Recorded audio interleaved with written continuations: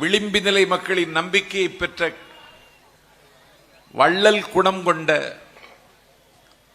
சின்ன கவுண்டர் விஜயகாந்த் தேசிய முற்போக்கு திராவிடர் கழகத்தை தொடங்கினார்.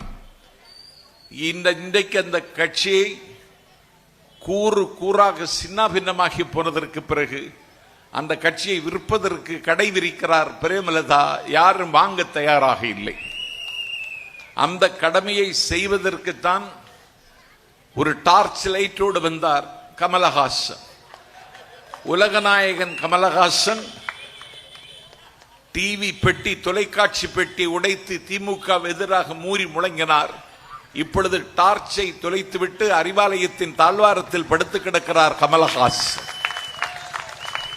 அந்த மாற்று அரசியலுக்கு முகம் தருதான் ஒரு சில்லறை பெயல் சீமான் தமிழ் தேசியம் என்று பேசி ஒரு அருவருப்பான அரசியலை இந்த நாட்டில் முன்னெடுத்து மக்களை நிராகரித்ததற்கு பிறகு எனக்கு மாடும் ஆடும் துணை என்று இன்றைக்கு மாட்டுக்கு பின்னாலே பயணம் செய்கிறான் அந்த முட்டாள். இன்றைக்கு அந்த முட்டாளுடைய கதை எங்கள் தலைவருடைய பயணம் போகிற ஊரிலெல்லாம் அந்த கட்சி சமாதியாகி கொண்டிருக்கிறது.